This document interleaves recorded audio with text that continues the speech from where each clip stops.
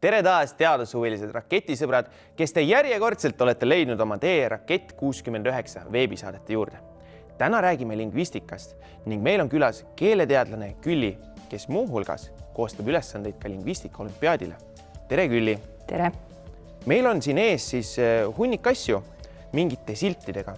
Mis need sildid üldse tähendavad või mis keelsed sildid need on?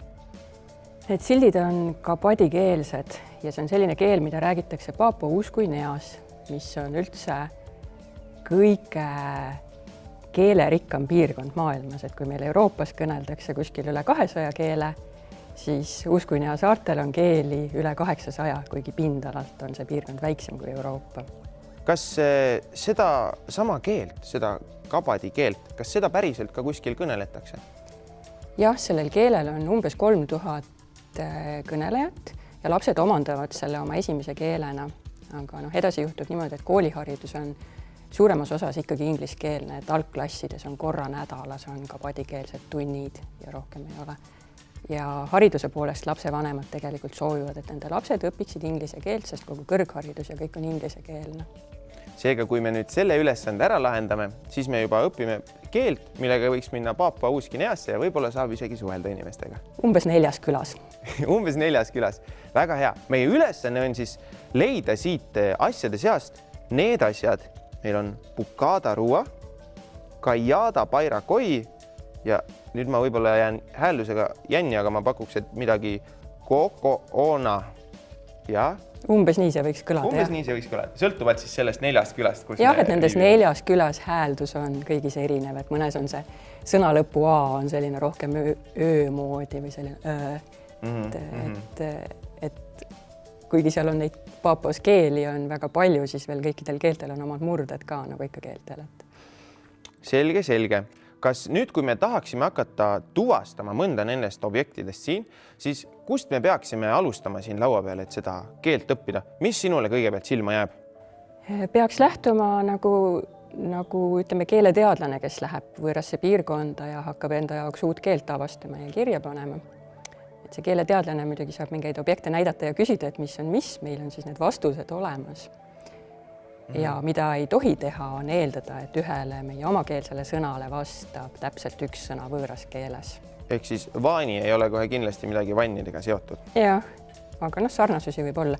Mida peaks hakkama otsima, on nende siltide pealt ühesuguseid sõnu. Ja võib arvestada, et nii nagu eesti keeles on sõna lõpus on mingid tunnused, majasse ja majalt ja majana, et nii võib ka teistes keeltes olla, kes sõna alguses või lõpus mingisugused tunnused, mis ei ole siis selle sõna põhitähendus või sõna tüvi, et neid võib ignoreerida. Ma näen kohe, et meil siin on 2 hunnikut raamatuid ja siis 1 raamat, kus samamoodi need sõna lõpud siis erinevad. Meil on seal Pukkana ja Pukkada. Ja ma juba siit tahaksin eeldada, et see Pukkana tähendab siis raamatut. Kõlab natuke nagu inglise keeles ka, et books. Jah, et see tõenäoliselt ongi neil inglise keelest laenatud sõna, see puka. Aga mis need ülejäänud sõnad võiks tähendada? Ma siin ei oska kohe midagi eeldada, kas me peaksime otsima kuskilt teistelt objektidelt jälle vihjeid selleks äkki?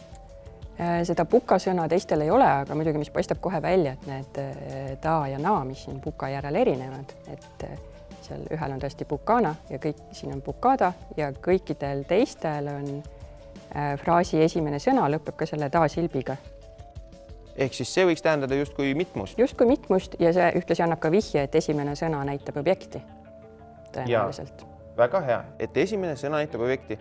Et kui ma vaatan siia meie siis asju, mis me peame üles leidma, siis ilmselt meil esimene asi on mitmuses ja ilmselt ka raamatud. Teine asi on jällegi mitmuses, ei tea veel mis. Ja 3. objekt on ainsuses. Yeah. Ehk siis 1 objekt. Nii, aga proovime siis neid teisi sõnu ka dešifreerida. Et nüüd peaks jälle vaatama, et milline sõna kordub ja mida rohkem see kordub, seda lihtsam on sellest sõnast aru saada, mida see tähendab. Ma ise vaatan siin kohe neid esimesi sõnasid, sest et ma juba sain teada, et Pukkana ja Pukkada puudutab raamatuid, et ma vaatan, et nugade juures on meil siis Kajada Vani ja Kajada Paira Rua. Et seal jällegi ma näen, et äkki Kajada tähendab siis nuge. Jah, selle eelduse võib teha. üsna tõenäoliselt. Nii, aga mis veel kordub, mis sõnu? Kui vaadata nüüd mingeid järgmisi sõnu, mitte neid esimesi sõnu. Jah, kui me vaatame järgmisi sõnu, siis ma näen, et mis ma veel näen? Ma näen, et seda sõna paira on päris palju.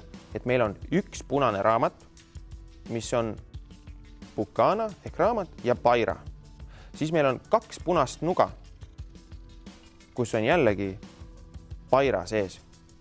Ja siis meil on seal ka 4 särki, kus samuti sisaldub paira.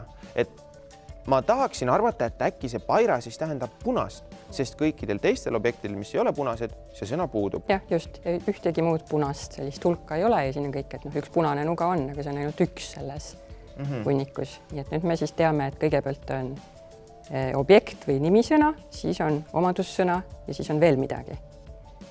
Aga samas tõenäoliselt kõikides nendes fraasides omadussõna ei ole. Et me ei saa eeldada, et siin nüüd karavaani oleks mingisugune omadussõna. Tõsi. Et mõnel pool meil ongi 3 sõna, mõnel pool on ainult 2. Et siis tuleb välja mõelda, mis sõna sealt puudu on.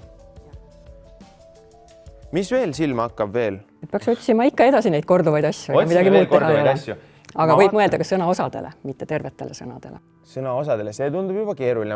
Proovime alguses veel neid terveid sõnu, sest ma juba leidsin uue mustri. Ma näen, et meil on 4 nuga, mis lõpeb sõnaga vaani ja meil on 4 punast särki, mis samuti lõpeb sõnaga vaani. Mulle nüüd jällegi tundub loogiline, et äkki me saame öelda, et vaani on võrdne 4-ga.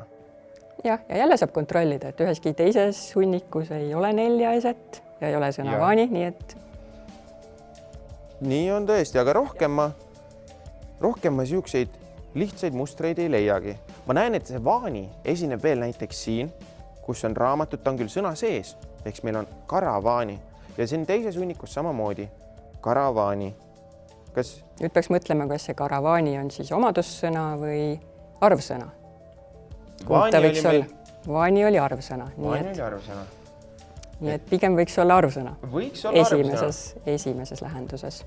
Ja, ma eesti keelest kohe mõtlen, et kui meil on arvsõna näiteks 3, siis meil on ka teisi arvsõnu, kus sõna 3 sisaldub. Näiteks 13, 30 ja nii edasi. Et võib-olla see on siis arvsõna, mis koosneb 4 mingil kujul. Ja kui me loeme üle, mitu raamatut meil siin on, siis 1, 2, 3, 4, 5, 6, 7 ja 8. Ehk siis, kui see karavaani on arvsõna, ta võiks tähendada 8 ja olla seotud ka 4-ga. Esimene loogiline seos, mis minu peas tekib, on see, et see võiks olla siis 2 korda 4. Ma arvan, et see on väga hea seos. Suurepärane. Ehk siis me saame eeldada, et karavaani tähendab just kui 8. Aga nüüd ma vaatan järgmist hunnikut ja siin on ka karavaani. Aga siin ei ole enam 8 raamatut. Siin on meil 1, 2, 3, 4, 5, 6, 7, 8 ja 9. 9 raamatut ja seal 9 on ka see karavaani sees. Samas on seal fraasis üks sõna veel. Seal on üks sõna veel, ehk siis 9 sisaldub ka 8 ja me oleme justkui pannud sinna midagi juurde. Et võib-olla see kaapea on siis +1 seal lõpus.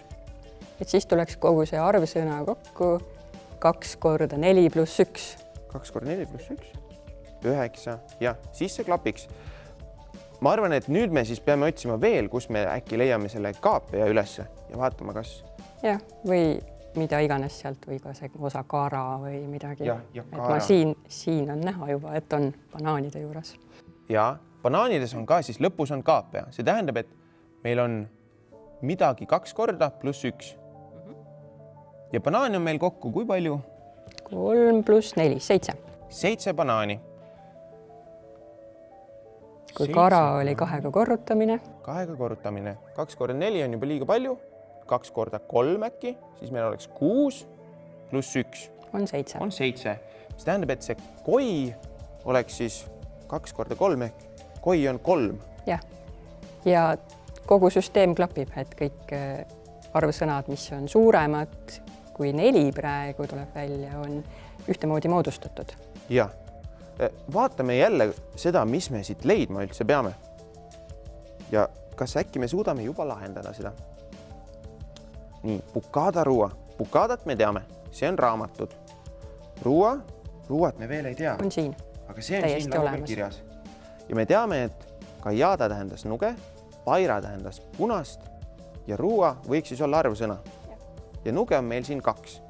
Seega tundub loogiline eeldus, et äkki Pucada ruua tähendab 2 raamatut. Liigume edasi. Kajada, Paira, Koi. Kajada, nuga, Paira, punane ja nagu me just teada saime, siis Koi on 3. Seega 3 punast nuga. Ja kõige lõppu näeme, et meil on siin selline sõna, mida me pole veel laua pealt otsinud, aga see sisaldub siin samas banaanides ja on esimene sõna, nii et ta võiks tähistada objekti. Ja lõpu järgi näeme, et see sõna võiks olla ainsuses. Seega ilmselt tähendab see viimane 1 banaani. Jah, täiesti õige lahendus. Ja nii saamegi võtta siis 1 banaani, 3 punast nuga ja 2 raamatut. Ja see selle ülesande lahendus ongi. Nii et teinekord, kui satute välismaale ja kohalikku keelt ei oska, siis otsige omale 6 nuga, 4 särki ja hunnik banaane ning võib-olla õpite ka selle keele ära.